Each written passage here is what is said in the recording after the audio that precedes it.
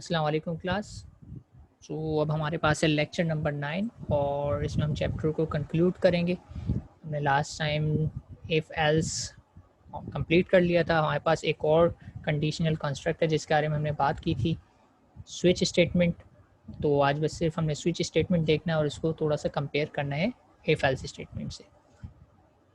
ठीक है, तो स्विच स्टेटमेंट क्या है? एक और अल्टरनेटिव वे है for solving selective type of problem, यानी जहाँ पे आपको डिसाइड करना पड़े अमंग अल्टरनेटिव, तो वहाँ पे आप स्विच स्टेटमेंट भी यूज़ कर सकते हैं। तो इसका आपको सिंटेक्स दिखाई दे रहा है कि स्विच आपने यूज़ करना है जो कि कीवर्ड है।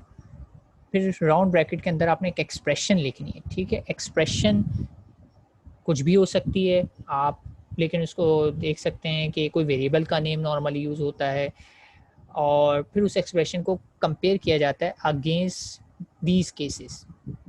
केस कीवर्ड है, उसके आगे आप एक्सपेक्टेड रिजल्ट लिखते हैं जो एक्सप्रेशन से इक्वल हो। अगर तो केस का कांस्टेंट 1 से मैच हो जाता है तो आपका ये वाले स्टेटमेंट एग्जीक्यूट होंगे, और फिर उसके बाद जब आप स्टेटमेंट लिख चुके हैं तो आपको ये एक और कीवर्ड लिखना पड़ता है, ब्रेक। ठीक है, तो इसमें कीवर्ड्स ये सिंटेक्स ज़्यादा है as compare to if else, लेकिन ये सिंपल होता है अगर आपको ये सिंटेक्स याद हो। बाकी सब रिपीटेटिव है। अगर आपको दूसरा केस लिखना है, यानी सेकंड केस से कंपेयर करना है, केस दूसरी वैल्यू, उसके लिए अच्छा कॉलन भी कीवर्ड का हिस्सा है, कॉलन भी सिंटेक्स का हिस्सा है, तो कॉलन ज़रूर लिखेंगे और उसके बाद जितने मर्जी स्टेटमेंट्स लिखें, ब्रैकेट्स लगाने की ज़रूरत नहीं होती। एक लिखें, दो लिखें, तीन, लेकिन ये ब्रेक लगाना लाजमी। ब्रेक नहीं लगाएंगे तो क्या होगा वो भी अभी मैं आगे चल के बताता हूँ। लैब में मैंने ये बात नहीं बताई थी लेकिन आज बता दूंगा क्योंकि थ्योरी में आया है। इसी तरह केसेस आप लिखते जाएं, जितने मर्जी केसेस लिखें, लेकिन आपको ब्रेक्स लगाना ज़रूरी है। और इसमें भी लास्ट केस जैसे कि इफ एल्स में एल्स होता है, इसमें होता है डिफ़ॉल्ट। डिफ़ॉल्ट के बाद कॉलन और उसके बाद स्टेटमेंट। और डिफ़ॉल्ट स्टेटमेंट में आप ब्रेक लगाएं ना लगाएं कोई फ़र्क नहीं पड़ता, क्योंकि ये लास्ट स्टेटमेंट होता है। इसके बाद तो स्विच स्टेटमेंट में ब्रेक वैसे ही लग जाने हैं, यानी कंडीशन फॉल्स हो ट्रू हो डजेंट मैटर। अब तो इफ आखिरी स्टेटमेंट है, इसके बाद तो एंड हो ही जाना है। पहले ब्रेक्स लगाने की वजह ये होती है कि अगर मेरा केस ट्रू हो गया है तो मेरा रिजल्ट आ गया है, तो मुझे मज़ीद आगे केसेस चेक करने की ज़रूरत नहीं है, तो मैं ब्रेक कर। से मेरा जो केस था यहीं पे ट्रू हो गया है, मेरा कर्सर ये वाला केस ट्रू हो जाता है। अगर ट्रू हो जाता है तो मैंने एग्जीक्यूट कर दिया, मुझे ये नीचे वाले स्टेटमेंट एग्जीक्यूट करने की ज़रूरत नहीं है। और अगर नहीं है तो मैं ब्रेक लगा के क्या बताता हूँ कंट्रोल को कि जंप करके चले जाओ इफ़ स्विच स्टेटमेंट के बाहर। तो ब्रेक का काम सिर्फ ये होता है कि आगे आने वाले स्टेटमेंट्स को एग्जीक्यूट करने से रोकना। तो ब्रेक लगा देते हैं तो रुक जाता है और एग्जीक्यूशन बाहर आ जाती है स्विच से। ठीक है, एग्जाम्पल में देखेंगे तो सिंटेक्स और क्लियर हो जाएगा। यहाँ पे कुछ थेरी है, इसको पढ़ देता हूँ। It is only useful when the selection is based on the value of a single variable और अ सिंपल कंट्रोलिंग एक्सप्रेशन। ठीक है, सिंगल वैल्यू या सिंपल एक्सप्रेशन पे काम करते हैं। लैब में मैंने हिंट भी दी थी सिंपल वर्ड्स में कि ये ज़्यादातर सुटेबल होते हैं जहाँ पे आपको इक्वल्स टू यानी एग्जैक्ट कंपैरिजन की बात करना है। इसमें less than, greater than, and और करना पॉसिबल नहीं होता, या होता है तो इससे आपकी प्रॉब्लम मुश्किल हो जाती है as compare to if else statement. तो आप इसको सिर्फ वहाँ पे प्रेफर करेंगे कि जहाँ पे आपके पास ऐसे केसेस हैं कि कुछ टाइप ऑफ प्रॉब्लम यूँ कह लें ऐसी होती हैं जो स्विच से करना बेहतर होती हैं, और कुछ प्रॉब्लम ऐसी होती हैं जो इफ एल से करना बेहतर होती हैं। तो आप जब अभी ये पूरा चैप्टर कर लेंगे तो आपको थोड़ी बेसिक अंडरस्टैंडिंग हो जाएगी। तो इसके बाद जब मैं असाइनमेंट या प्रैक्टिस प्रॉब्लम दूंगा तो उसमें आप जब उसको ट्राई करेंगे तो आपको खुद समझ में आ जाएगा कि ये वाली प्रॉब्लम स्विच से करना बेहतर है और क्यों, और ये प्रॉब्लम इफ एल से करना बेहतर है और क्यों। ठीक है, तो थोड़ी बहुत हिंट मैं दे दूंगा, बाकी ये है कि आपको खुद एक्सप्लोर करेंगे तो ज़्यादा समझ में आएगा। The last statement of each case in the switch should almost always be a break. कह रहे हैं जब भी आप ये लिखें तो हर केस के अंदर ईच केस, ठीक है, यहाँ पे ईच केस में कह रहे हैं ब्रेक स्टेटमेंट लाजमी लिखें। वजह मैं ऑलरेडी बता चुका हूँ, स्टॉप करना होता है एग्जीक्यूशन को। The break loss causes program control to jump to the closing braces. ठीक है, ये मैंने आपको बात बता दी कि यहाँ आ जाएगा जंप करके ब्रेक की वजह से। Without the break the code follows into the next case. अगर मैं ब्रेक यहाँ से हटा दूँ तो मैं इसको एग्जीक्यूट करूँगा और उसके बाद मैं एग्जीक्यूट करने के बाद इसको भी एग्जीक्यूट करने लग जाऊँगा अगर ब्रेक ना हो। और अगर यहाँ से भी ब्रेक हटा दूँ तो फिर मैं इसको भी एग्जीक्यूट करने लग जाऊँगा, यानी ये फ्री फॉर्म में एग्जीक्यूट करता जाएगा जब तक कि ब्रेक स्टेटमेंट ना मिल जाए। तो यूजुअली मुझे ब्रेक लगाना होता है, नॉर्मल एग्जीक्यूशन ऐसी है, लेकिन मैं बाज़ औक़ात कुछ प्रॉब्लम्स को सॉल्व करने के लिए ब्रेक हटा भी सकता हूँ, जिससे मेरी प्रॉब्लम और आसान हो जाती है। तो कब, वो अभी आगे देखते हैं कि कब ब्रेक हटाने से मेरा काम आसान होता है, लेकिन यूजुअली नॉर्मली ब्रेक लगाना ही है। A switch statement will compile without a default case. ठीक है, वही वाली बात, डिफ़ॉल्ट लगाएँ ना लगाएँ चल जाएगा, कोई एरर नहीं आएगा, लेकिन इट इज़ रिकमेंडेड कि डिफ़ॉल्ट केस यूज़ करें। बिल्कुल वैसे ही जैसे एल्स के बारे में बताया था कि अगर सारी कंडीशन फेल हो जाती हैं तो क्या चले, तो आपके पास एक लास्ट रिसॉर्ट या ऐसा केस होना चाहिए जो सब कंडीशन फेल्स होने की सूरत में एग्जीक्यूट हो। तो default is same as else. जो एल्स के बारे में मैंने बताया, जो लास्ट रिसॉर्ट के बारे में, वही सब यहाँ पर भी अप्लाई होता है। ठीक है, तो ये हो गया थोड़ा सा सिंटेक्स। एग्जाम्पल में देख लेते हैं तो बात ज़्यादा समझ में आ जाएगी। ये वही एग्जाम्पल जो हमने इफ़ से भी करके सॉल्व की, इफ़ एल्स से भी करके सॉल्व की, और अब ये एग्जाम्पल मैंने स्विच से लिखी। थोड़ा सा हाईलाइट कर देता हूँ चीज़ों को बात समझाने के लिए। स्विच कीवर्ड मैंने लिखा और स्विच के अंदर लिख दिया डेज। अच्छा, डे की वैल्यू मैं अपनी मर्ज़ी से यहाँ पे कुछ भी दे देता हूँ। यहाँ पे से मैंने डे की वैल्यू ले ली, कोई भी वैल्यू मैं ले सकता हूँ। डे की वैल्यू आ गई मेरे पास से, वही देख लेते हैं, 4। ठीक है, तो होगा क्या, यहाँ पे जो वैल्यू है डे की, चूँकि 4 है तो ये आ रहा है 4। मैं हर मर्तबा चेक करूँगा ये 4 की वैल्यू किस केस की नंबर से मैच हो रही है। क्या ये 0 से मैच हो रही है?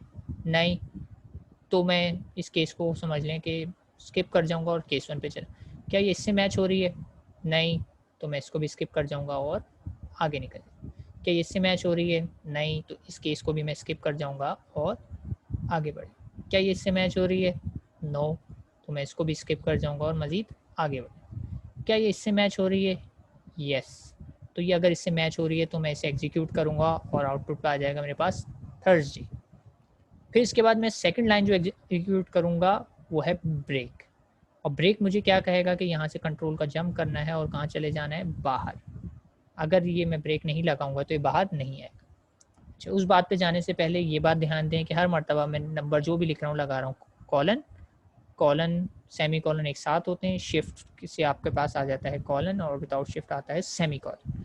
और सेमी कॉलन तो आपको पता ही है, प्रोग्रामिंग के लिए is a must thing, her statement का एंड होता है सेमी कॉलन।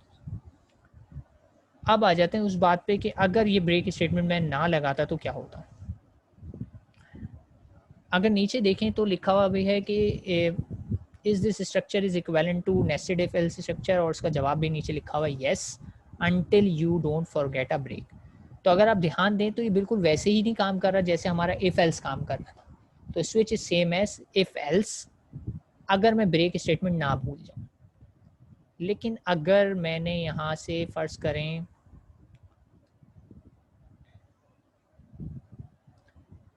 ठीक है, तो बेटा अब्दुल वहाब, मुझे जो ग्रुप है ना उस पर मेहरान से कहना कि मुझे आईडी और अपना रीज़न जो है टेक्स्ट कर दें ग्रुप पर, यहाँ मैं भूल जाऊँगा। ठीक, तो अब क्या है कि फ़र्ज़ करेंगे ब्रेक स्टेटमेंट मैं यहाँ से हटा देता हूँ तो क्या होगा, ये देख लेते हैं। बाकी तो स्ट्रेट है, मुझे पता है कि सही हो गया, ठीक है। तो आउटपुट पे आएगा थर्सडे, ये लाइन एग्जीक्यूट होगी, और ब्रेक नहीं होगा तो ये ब्रेक नहीं लगाएगा बल्कि जाके इस लाइन को भी एग्जीक्यूट करेगा और आउटपुट पे आ जाएगा फ्राइडे।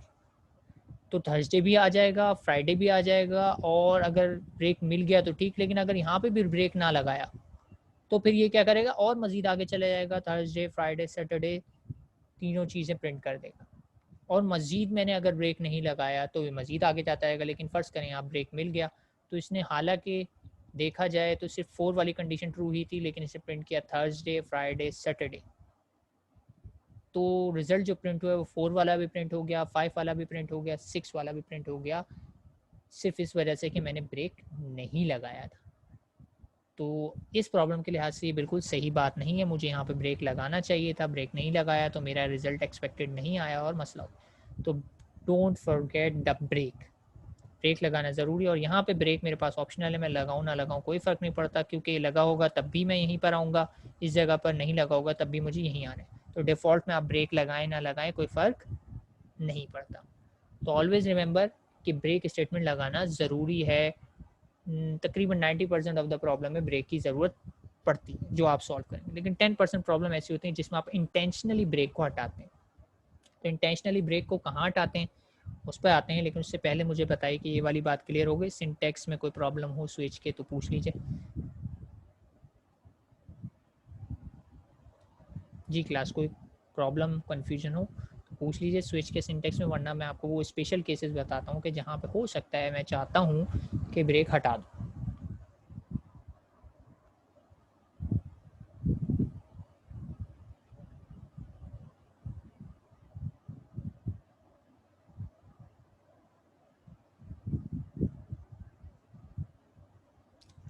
चलिए, मैं खामोशी का मतलब यही लेता हूँ कि भाई सब समझ में आ गया होगा होपफुली आपको।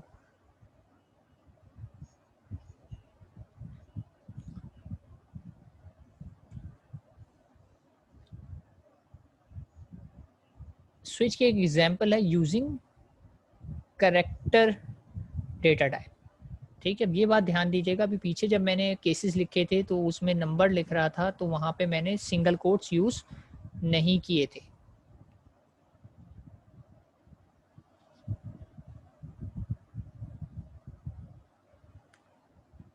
केस 3 क्यों ट्रू नहीं है? केस 3 कौन सा था?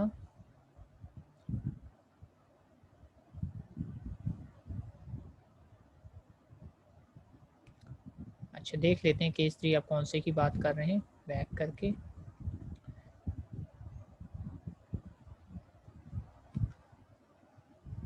केस 3 क्यों ट्रू नहीं? क्योंकि डे की वैल्यू मैंने क्या रखी थी, 4 रखी थी। तो ना 0 ट्रू है, ना 1 ट्रू है, ना 3 ट्रू है, कोई भी ट्रू नहीं है। ट्रू जाके कहाँ हुआ है, 4 पे हुआ है। अगर डे की वैल्यू में 3 रख देता तो 3 ट्रू हो जाता। उससे पहले वाले ट्रू नहीं होंगे, उसके बाद वाले ट्रू हो जाएंगे अगर मैं ब्रेक स्किप कर दूं, क्योंकि उन सबको तो मैं चेक करके आ चुका हूँ, वो सब फॉल्स हैं। ठीक है, 3 वाला केस फॉल्स हो चुका था, तभी तो मैं 4 पे आया था, और 4 पे आया तो 4 ट्रू है। और अगर 4 के बाद मैंने ब्रेक नहीं लगाया तो वो 5 को भी एग्जीक्यूट कर देगा, 6 को भी, लेकिन बाद वालों को, फॉलोइंग को, जो ऑलरेडी गुजर चुका है और फॉल्स हो चुके हैं, उनको एग्जीक्यूट नहीं करेगा। ठीक है, तो नेक्स्ट आने वालों को सिर्फ और सिर्फ एग्जीक्यूट करेगा फॉलोइंग को। ठीक, चलें आगे बढ़ते हैं। करेक्टर डेटा टाइप का अगर आप ध्यान दें तो इसमें भी स्विच यूज़ किया जा सकता है। यहाँ पे तो आपने वेरिएबल लिखा है सी, और सी की वैल्यू आप देख सकते हैं क्या है, एक्स। लेकिन जब मैं देखिए केस लिख रहा हूँ तो कंपेयर कराते वक्त आपको ध्यान ये रखना है कि करेक्टर है तो मैं उसको सिंगल कोट्स में लिखूँ। तो मैं चेक कर रहा हूँ कि सी की वैल्यू करेक्टर वी से मिलती है, नो, आपको पता नहीं मिलती। क्या वो ए से मिलती है, नो, ये भी फॉल्स है, ये भी फॉल्स हो गया, ये भी फॉल्स हो गया। फिर पता चला कि इस केस की वैल्यू एक्स से मिलती है, चेक किया गया तो ये भी एक्स है, देखें, और ये भी एक्स है, तो ये ट्रू हो गई। तो I am in case x, और यहाँ पे चूंकि ब्रेक लगा हुआ है तो ये प्रिंट करके ब्रेक हो जाए। तो सिर्फ इस एक्सरसाइज को कराने का मकसद ये है कि आपको पता रहे कि करेक्टर डेटा टाइप पे भी स्विच स्टेटमेंट लग सकता है, इंटीजर पे भी लग सकता है, फ्लोट पर भी लग सकता है। लेकिन करेक्टर चूंकि थोड़ा सा स्पेशल है, ध्यान रहे कि जब भी केसेस लिखें तो इसको सिंगल कोट्स में लिखें। तो डोंट मिस दैट, अगर इसे मिस कर देंगे तो आपकी कैरेक्टर वाली एग्जांपल सही काम नहीं करेगी। अच्छा, फर्दर साइड में अगर देखा जाए तो एक और चीज़ बताई हुई, a label set is made up of one, और लेबल सेट की बात करें। अच्छा, ये चीज़ जो है देखें, लेबल्स होते हैं, इस चीज़ के बारे में बात करें, ये चीज़ कहलाती है लेबल। ठीक है, मैंने केस लिखा, केस के साथ एक कांस्टेंट लिखा और कॉलन लगा, ये चीज़ कहलाती है label.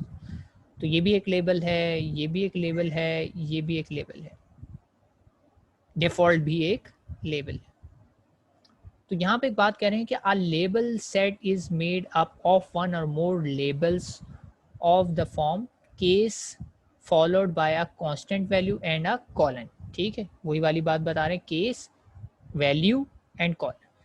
When a match between the value of the controlling expression and a case label value is found, the statement following the case label are executed until a break। ये वही बात कह रहे हैं कि लेबल से जो मैच हो जाता है तो वो उसके बाद आने वाले स्टेटमेंट को एग्जीक्यूट करता रहता है until a break statement is encounter.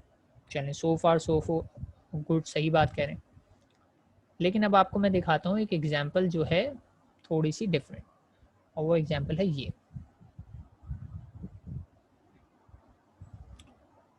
है ये भी करेक्टर से रिलेटेड, लेकिन यहाँ पे कुछ अगर आप ध्यान दें तो केस ए लिखा मैंने, स्मॉल ए, और उसके आगे मैंने कुछ भी नहीं लिखा, ना स्टेटमेंट नथिंग, और उसके बाद मैंने लिख दिया ये वाला केस ए। फिर इसी तरह मैंने लिखा print F A as in usher break. फिर मैंने स्मॉल बी लिखा और कुछ नहीं लिखा, उसके आगे कैपिटल बी लिखा, उसके आगे मैंने स्टेटमेंट लिख दिया B as in brain break. फिर मैंने स्मॉल सी के लिए केस लिखा, कॉलन लगाया, आगे कुछ नहीं लिखा, कैपिटल सी के लिए लिखा, और इसमें मैंने एक स्टेटमेंट लिख दिया C as in cookie break and default. अब ये सब कंपेयर किसके अगेंस्ट होंगे? सी एच के अगेंस्ट। तो अगर मैं सी एच के अंदर कुछ वैल्यूज़ असाइन करता हूँ, से मैंने सी एच इक्वल्स टू, अब आप लोगों ने थोड़ा अटेंटिव रहना है और मुझे आंसर बताना है क्या है। सी एच के अंदर अगर मैं वैल्यू दे देता हूँ कैपिटल ए,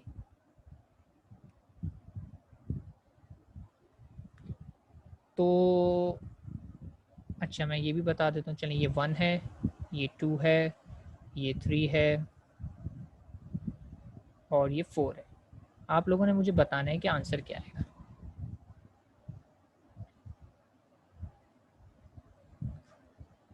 अच्छा देखते हैं मोहम्मद शारिक इसके बारे में।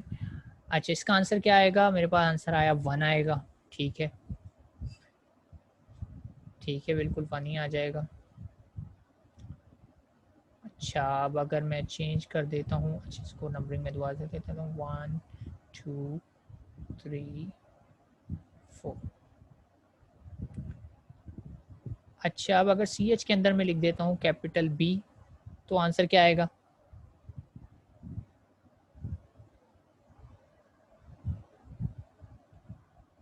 ठीक है 2 आ जाएगा। अगर मैं इसके अंदर आंसर लिख देता हूँ डी, तो आंसर क्या आएगा?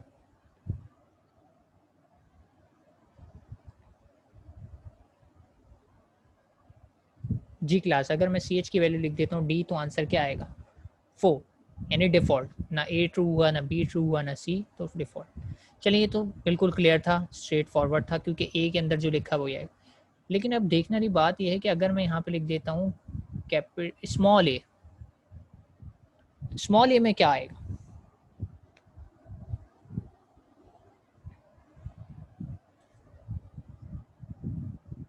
जी एग्जैक्टली इसका आंसर भी 1 ही आएगा। क्यों?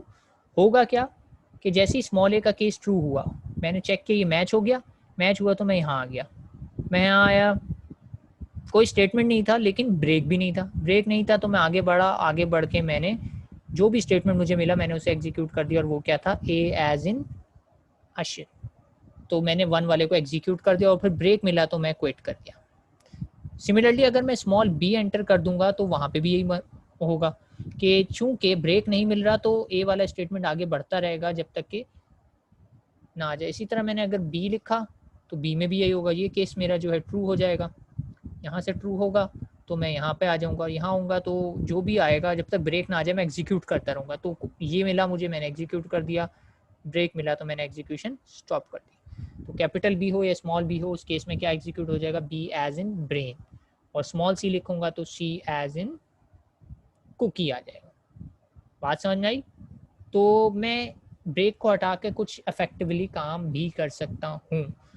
से अगर मैं आपसे कहूँ कि अब वही वाला प्रोग्राम जो आपको मैंने दिया था वॉवेल वाला, ठीक है, वॉवेल वाला प्रोग्राम अगर मैं आपसे कहूँ आप सॉल्व करें स्विच से, तो आप के पास अब हिंट यही है कि आप ब्रेक स्टेटमेंट को अगर हटा दें तो वो प्रॉब्लम बहुत आसानी से सॉल्व हो सकती है, कम से कम लाइन में और बहुत इजीली। तो आप सोचिएगा कैसे हो सकती है, क्यों नहीं बता रहा मैं कैसे सॉल्व होगी, क्योंकि वो हमारे पास ऐसे असाइनमेंट है इस टॉपिक में। ठीक है, तो मैंने ये बात बता दी कि केस स्टेटमेंट की बॉडी एम्प्टी हो सकती है, तो वो क्या करेगी कि नीचे वाला चीज़ एग्जीक्यूट कर देगी अगर आपने ब्रेक स्टेटमेंट स्किप कर दिया। तो यही जो है इसी से रिलेटेड और इफ एल्स से भी रिलेटेड हमारे पास है असाइनमेंट, थोड़ा सा समझा देता हूँ। ठीक है, बाकी मैं इसका हेडर भी अपलोड कर दूंगा। तो पहला प्रोग्राम कह रहे हैं write a program that takes a character as input, character ही लेना है, यानी करेक्टर डेटा टाइप में डील करना है। Show whether it is an upper case letter or a lower case letter or none. आपने यूज़र से कहा enter a correct an alphabet, उसने कैपिटल ए एंटर किया तो आप मुझे मैसेज देंगे कि वो अपर केस है। अगर उसने स्मॉल एस एंटर किया तो आप कह देंगे लोअर केस है। और अगर उसने कोई नंबर या कोई और चीज़ एंटर कर दी जो अल्फ़ाबेट्स नहीं है तो आप मैसेज देंगे नन का। यानी अब इसमें 3 पॉसिबिलिटीज़ हैं, अपर केस होगा, लोअर केस होगा या कोई भी नहीं होगा। तो ये एक प्रॉब्लम आपने सॉल्व करनी है। दूसरी प्रॉब्लम क्या कह रहे हैं, write a program to check whether an input alphabet is vowel और नॉट। तो आपको सिर्फ यही चेक करना है वॉवल है या नहीं है, यानी ए ई आई ओ यू कैपिटल भी हो सकता है, ए ई आई ओ यू स्मॉल भी हो सकता है, लिखा हुआ है both lower case and upper case must be check. और अगर इनके अलावा इन 10 अल्फ़ाबेट के अलावा कुछ भी है, चाहे फिर वो नंबर हो कुछ भी, आप कह देंगे नन। फिलहाल इतना करना है, मैंने मजीद इससे कॉम्प्लिकेट नहीं किया कि नंबर हो ना हो, कंसोनेंट हो ना हो, बस आपने ये चेक करना है वॉवल है या नहीं है। तो 2 ही चीज़ें चेक करनी है आपको, वॉवल है या नहीं है। वॉवल है तो मैसेज प्रिंट करना इट इज़ वॉवल, और नहीं है तो आप कहते हैं इट्स नॉट अ वॉवल। लेकिन इन दोनों टास्क में आपने करना क्या है, टास्क तो बता दिए मैंने, आप लोगों के साइड में इसके सोल्यूशंस भी आ रहे होंगे, हो सकता है आपने लैब ऑलरेडी सॉल्व कर ली हो जो सबमिट करानी है आज, तो आपने हो सकता है सॉल्व कर लो। लेकिन यहाँ पे मैंने एक नीचे हिंट दी हुई है, try to do both above example using if else and switch statement as well। आपने ट्राई करनी है दोनों एग्जाम्पल, स्विच से भी और if else से भी। यानी जब घर पे आप कंप्यूटर पर ट्राई करेंगे तो स्विच से भी ट्राई करनी है पहले एग्जाम्पल, और if else से भी। दूसरी एग्जाम्पल भी स्विच से कोशिश करनी है बनाने की और if else से। लेकिन जब मुझे आप सबमिट करवाएंगे तो आप मुझे उसमें से सबमिट कराएंगे बेस्ट वाला सोल्यूशन जो आपको लगता है, ठीक है। यानी जब आप असाइनमेंट कोड तो आप कंप्यूटर पर करेंगे, 4 आंसर आएंगे आपके, लेकिन उन 4 आंसर में से आपने पिक करना है आसान वाले, सिंपल वाले या ईजियर वाले, ठीक है। आपको अगर लगे कि भाई ये मुश्किल है या इससे हो नहीं सकता तो आप ना करें, आप रीज़न दे दें कि सर ये वाला सवाल मैंने स्विच से करा, इफ से ये हो नहीं सकता या इफ से ये करना मुश्किल है, जैसे भी हो। लेकिन ट्राई आप दोनों से करेंगे। सबमिशन जो मैं चाहता हूँ वो चाहता हूँ सिर्फ 2 सोल्यूशन की, और मुझे पता है वो कौन से हैं। इनमें से एक प्रॉब्लम इफ़ से आसानी से सॉल्व हो जाएगी और एक प्रॉब्लम स्विच से होगी। तो अब वो कौन सी वाली इफ़ से सॉल्व करना बेहतर है या कौन सी वाली स्विच से सॉल्व करना बेहतर है, ये आप लोगों पर है, आप लोग खुद फिगर आउट करेंगे ट्राई करके। ये प्रैक्टिस के लिए नहीं है, प्रैक्टिस तो होगी, ये सबमिट भी करानी है क्योंकि ये एक असाइनमेंट है और इसकी डेडलाइन होगी नेक्स्ट मंडे, ठीक है। तो प्रैक्टिस तो होगी और साथ में इसकी सबमिशन भी है। लेकिन सबमिशन में मैं फिर कह रहा हूँ मुझे चारों सोल्यूशन नहीं चाहिए, सिर्फ 2 चाहिए होंगे जो बेहतर हों। रही बात प्रैक्टिस की, तो प्रैक्टिस जो सबमिट नहीं करानी है वो भी है इस चैप्टर में, तो आप इसे देख सकते हैं। ये कुछ एक्सरसाइजेज हैं आपकी बुक से, 4.4 यानी बुक का चैप्टर 4 सेक्शन 4.4 में है, 4.7 में है, 4.8 में है। मैंने लिख रखा है programming 2 only, programming 1 and 2 only, programming, तो उसमें हेडिंग डली होंगी प्रोग्रामिंग या इस तरह से। और इसके अलावा कुछ प्रॉब्लम मैंने अपने पास से खुद भी दी हुई है, जैसे कि ये write complete C program to calculate grade and CGPA of 5 subject out of 100। ये प्रोग्राम की थोड़ी सी अभी हिंट मिली थी हमें इसी लेक्चर में जहाँ पे हमने ग्रेड कैलकुलेट किया था। और फिर write an interactive program that prompt the user for 3 inputs, ABC user से पूछेगा और कैलकुलेट करेगा उसके रूट्स। तो ये आपने मैथमेटिक्स में फार्मूला सॉल्व किया हुआ है, क्वाड्रेटिक इक्वेशन का फार्मूला है, और इसके 3 पॉसिबल केसेस हो सकते हैं, यानी रूट हो सकता है रियल हो, रूट हो सकता है इमेजिनरी हो, या रूट हो सकता है डबल। तो आपको ये तीनों केसेस के लिए सॉल्व करना है। तो आप समझ गए कि आप कैसे पता लगा सकते हैं डिस्क्रिमिनेंट को देख के कि आपके रूट्स रियल हैं तो क्या करना पड़ेगा, इमेजिनरी हैं तो क्या करना पड़ेगा। ये आप पर छोड़ता हूँ सोचने।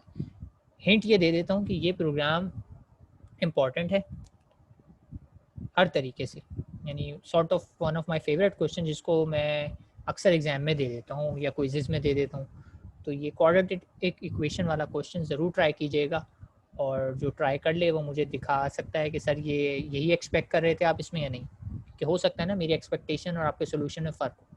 तो जो कर ले वो मुझसे वेरीफाई ज़रूर करवाए कि सर आपने यही एक्सपेक्ट किया था या नहीं, तो फिर मैं बता दूंगा कि कमी बेशी जो भी होगी। लेकिन इसको ट्राई ज़रूर कीजिएगा, इससे काफ़ी लर्निंग होगी, और इसी वजह से ये क्वेश्चन सॉर्ट ऑफ मेरा फेवरेट भी है एग्ज़ाम के व्यू पॉइंट से, क्योंकि इसमें काफ़ी कुछ है जो आपको ध्यान रखना होता है और काफ़ी कुछ लॉजिक बिल्डिंग है इसमें, ठीक है। तो ये था हमारा चैप्टर यहाँ पर कंक्लूडेड।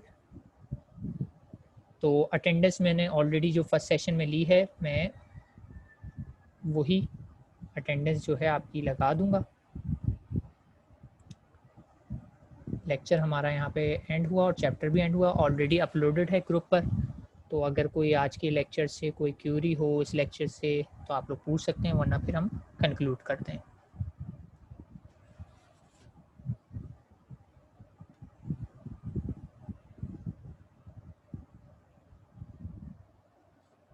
जी क्लास, एनी क्यूरीज? अच्छा, असाइनमेंट से एक और बात याद आई कि आप लोगों के असाइनमेंट्स 1 और लैब वगैरह जो सबमिट हो रही मैंने चेक की हैं। एक तो वही है हमेशा से कि कॉपी पेस्ट बहुत आता है, लेकिन दूसरी एक अलार्मिंग सिचुएशन ये है कि सबमिशन भी बहुत कम हुई है मेरे पास। यानी कोई 60-40 का रेशो है जो सबमिशन में आ रहा है। मतलब बहुत सारे स्टूडेंट मुझे असाइनमेंट सबमिट ही नहीं करा रहे हैं, लैब सबमिट ही नहीं करा रहे हैं। तो काइंडली आगे से ध्यान रखें, क्योंकि मैं इस चीज़ में लीनियंसी ही नहीं दूंगा कि आप मेरे पास एक साथ 5-5 पुरानी लैब्स लेकर आएँ या पुराने असाइनमेंट लेकर आएँ। तो इस मामले में थोड़ा स्ट्रिक्ट हूँ मैं कि बैकलॉग ना मुझे जमा करना पसंद है, ना मैं बैकलॉग कंसिडर करूँगा। तो kindly do submit your assignment, lab material, ये जो भी चीज़ें हैं ऑन टाइम, ठीक है। कोई अगर एक्सेप्शन आ जाती है तो आप मुझे इस वक्त बता दें, वो और बात है। लेकिन एक हैबिचुअल बात होती है कि बस सबमिट ही नहीं करवाया, ना टीचर से डिस्कस करी वजह, ना कुछ कि बाद में देखा जाएगा ये होगा, तो फिर मैं कंसिडर नहीं करूँगा। फिर चाहे कोई भी मजबूरी हो, आप मुझे बाद में मत ब्लेम कीजिएगा। तो आप खुद अपने ज़िम्मेदार हैं मार्क्स वगैरह के। और अभी कुछ चलें मैं अनाउंसमेंट कर देता हूँ, लेकिन लेक्चर से कंक्लूड करता हूँ। टिल नेक्स्ट टाइम, अल्लाह हाफिज़।